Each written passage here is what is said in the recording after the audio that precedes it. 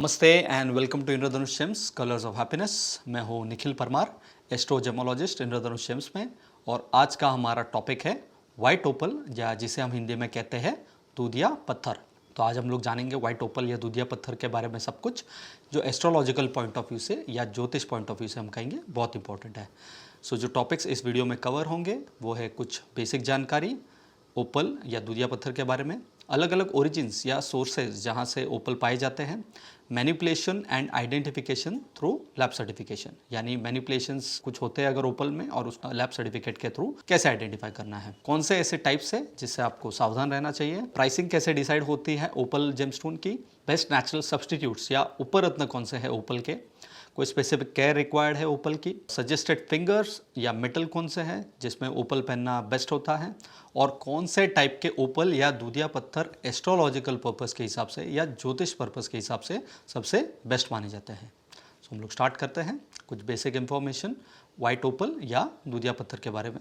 तो वाइट ओपल को दूधिया पत्थर भी कहा जाता है हिंदी में, और इसका जो रूलिंग प्लैनेट है वो है वीनस, या हिंदी में जिसे हम कहते हैं शुक्र। इसका जो कॉस्मिक कलर है इंद्रधनुष में या रेनबो में वो है इंडिगो। तो अगर आपको ये जानना है कि ये कॉस्मिक कलर क्या होता है और ये इससे कैसे रिलेटेड है, तो हमारा और एक वीडियो है जिसका नाम है हाउ जेमस्टोन्स वर्क, यानी जेमस्टोन्स कैसे काम करते हैं, उसके पीछे का साइंस क्या है, उसके पीछे का विज्ञान क्या है, ये पूरा इस वीडियो में कंप्लीटली दिया गया है। उसके बाद इसका जो फैमिली है जेमस्टोन का वो है ओपल इटसेल्फ, और इसका रिफ्रैक्टिव इंडेक्स है 1.44 टू 1.47। इसका जो स्पेसिफिक ग्रेविटी है वो है 1.98 टू 2.20। तो अगर आपको ये जानना है कि ये सब फैक्टर्स क्या होते हैं, तो हमारा और एक वीडियो है जिसका नाम है gemstone concepts and lab testing parameters. तो इन टॉपिक्स के साथ साथ और भी बहुत सारे टॉपिक्स के बारे में इस वीडियो में कवर किया गया है, जिसका लिंक आपको इस वीडियो के डिस्क्रिप्शन सेक्शन में मिल जाएगा। इसके अलावा हम लोग अभी जानेंगे अलग अलग ओरिजिन्स या सोर्सेस जहाँ से वाइट ओपल या दूधिया पत्थर पाए जाते हैं। जो मेन सोर्सेज हैं वाइट फायर ओपल के वो है ऑस्ट्रेलिया या इथोपिया, ये दो सबसे प्राइमरी सोर्सेज हैं ओपल के। उसके बाद हम लोग जानेंगे manipulations and identification through lab certification. So आप लैब सर्टिफिकेट के थ्रू कैसे आइडेंटिफाई कर सकते हैं कि आपका ओपल जो है वो 100% नेचुरल है या नहीं, या फिर उसमें कोई मैनिपुलेशन यानी कोई छेड़खानी की गई है। जब भी आप कोई ओपल लेते हैं तो उसके साथ आपको एक लैब सर्टिफिकेट मिलता है, और अगर आपको नहीं मिला है तो कोई भी आप एक अच्छे लैब का सर्टिफिकेट ले सकते हैं। तो उसमें टाइटल होगा नेचुरल ओपल या सिर्फ ओपल लिखा हुआ हो सकता है, और उस सर्टिफिकेट में एक रिमार्क या कमेंट सेक्शन होता है। तो या तो रिमार्क या कमेंट सेक्शन कंप्लीटली ब्लैंक होगा, या उसमें लिखा हुआ होगा प्ले ऑफ कलर्स ऑब्जर्व्ड, या नेचुरल इंक्लूजन सीन, या रेमन स्पेक्ट्रा इंडिकेट्स ओपल, या इसी टाइप का और कोई मिलता जुलता रिमार्क। तो वो ये सर्टिफिकेट कहता है कि आपका जो ओपल है वो 100% नेचुरल है, अगर उसमें ऐसे कोई रिमार्क्स है। उसके बाद हम लोग जानेंगे कौन से ऐसे टाइप्स हैं जिससे आपको सावधान रहना चाहिए। तो बेसिकली ओपल में हम कहेंगे ट्रीटमेंट्स नहीं होते बट मैनिपुलेशंस होते हैं, और वो कैसे होते हैं उसको हम लोग कैसे आइडेंटिफाई करना है वो हम लोग देखेंगे।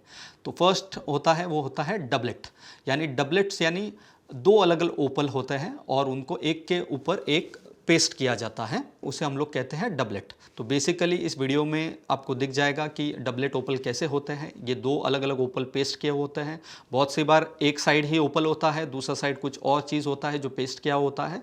तो बेसिकली हम लोग इसे कहते हैं डबलेट। सेकंड होता है गिल्सन ओपल। गिल्सन यानी सिंथेटिक ओपल होता है, यह लैब मेड होता है। इसे बहुत से लोग गिल्सन ओपल भी कहते हैं।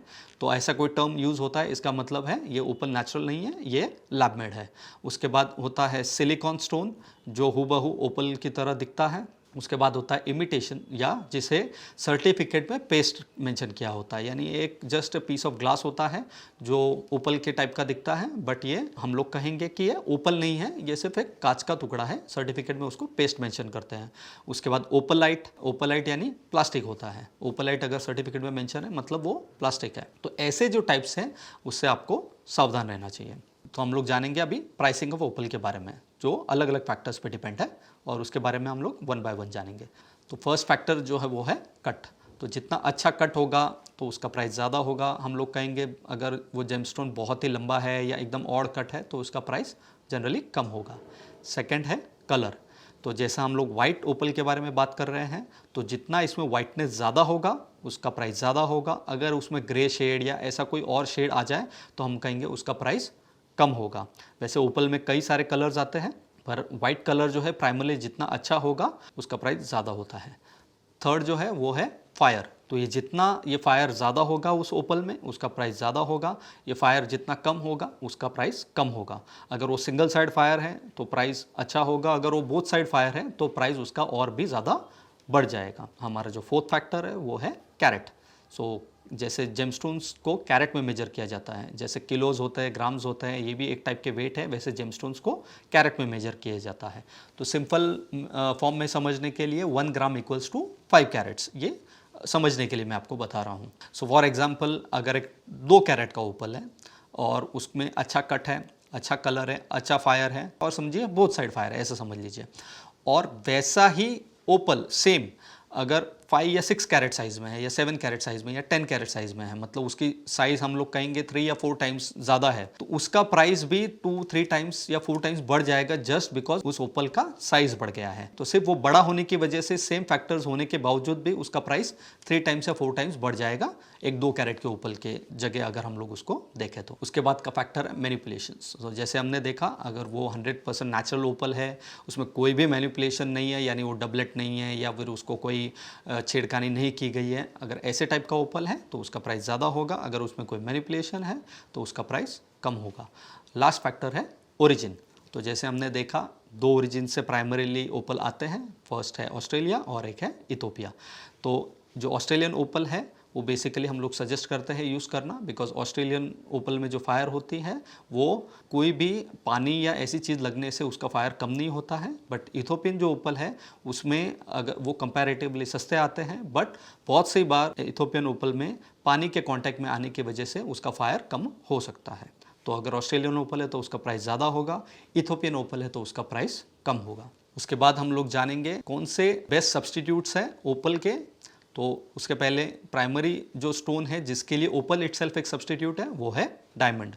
बट उसके अलावा अगर डायमंड का और कोई सब्सटीट्यूट पहनना है ओपल की बजाय तो वो है वाइट सफ़ायर, वाइट जिरकॉन या वाइट टोपाज। ये हमारे हिसाब से सबसे बेस्ट सब्सटीट्यूट्स है। कोई स्पेसिफिक केयर रिक्वायर्ड है ओपल की या दूधिया पत्थर की तो यस, ओपल जो है ये बहुत ही डेलिकेट स्टोन होते हैं, इनकी हार्डनेस बहुत ही कम होती है और अगर ये कहीं ज़ोर से बैंग हो जाए रिंग में पहनने के बाद या फिर कहीं से ये इजीली हाथ से गिर भी जाए तो ये बहुत इजीली डैमेज हो सकता है।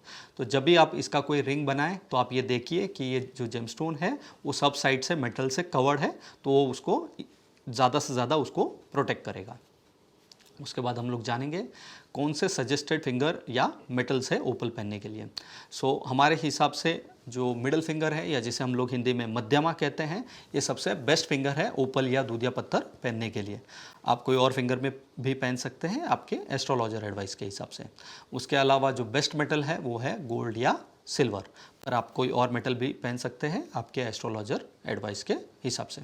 और लास्ट में हम लोग जानेंगे कि कौन से टाइप के ओपल या दूधिया पत्थर एस्ट्रोलॉजिकल यूज़ के हिसाब से या ज्योतिष पर्पस के हिसाब से सबसे बेस्ट माने जाते हैं। तो हम जो ओपल सजेस्ट करते हैं या दूधिया पत्थर सजेस्ट करते हैं तो हमारे हिसाब से अगर ओपल या दूधिया पत्थर 100% नेचुरल है और वो अगर ऑस्ट्रेलियन ओरिजिन का है प्राइमरीली और उसमें बहुत अच्छी वाइटनेस है और अच्छा फायर है, तो अगर ये सब फैक्टर्स उसमें है तो ये जो है इस टाइप के ओपल जो है ये एस्ट्रोलॉजिकल पर्पस के हिसाब से सबसे बेस्ट माने जाते हैं। तो आज हमने देखा ओपल या दूधिया पत्थर के बारे में सब कुछ। फिर भी अगर आपको कोई क्वेरीज है, कोई क्वेश्चंस है तो आप इस वीडियो के कमेंट सेक्शन में मेंशन कर सकते हैं या आप हमें दिए गए हुए नंबर्स पे कॉल या व्हाट्सएप भी कर सकते हैं। और आप हमारा चैनल भी सब्सक्राइब कर सकते हैं जेमस्टोन्स, डायमंड्स, रुद्राक्ष, एस्ट्रोलॉजी या और भी कोई नए अपडेट्स इन टॉपिक्स के ऊपर हो उसे जानने के लिए। तो आज के लिए इतना ही। आपका दिन शुभ रहे। धन्यवाद। नेचुरल जेमस्टोन्स, डायमंड्स, रुद्राक्ष या ऑनलाइन या ऑफलाइन एस्ट्रोलॉजिकल कंसल्टेशन या हॉरोस्कोप सर्विसेज रिलेटेड कोई कंसल्टेशन है तो उसके लिए आप हमें दिए गए हुए नंबर्स पे कॉल या व्हाट्सएप भी कर सकते हैं। और आप हमारे प्रोडक्ट और सर्विसेज हमारे वेबसाइट www.indradhanushgems.com से भी परचेज कर सकते हैं। और कोई रिक्वायरमेंट हो या कोई क्वेरी भी हो तो आप हमें indradhanushgems@gmail.com पे भी मेल कर सकते हैं। हम लोग वर्ल्ड वाइड शिपिंग भी करते हैं। Thank you.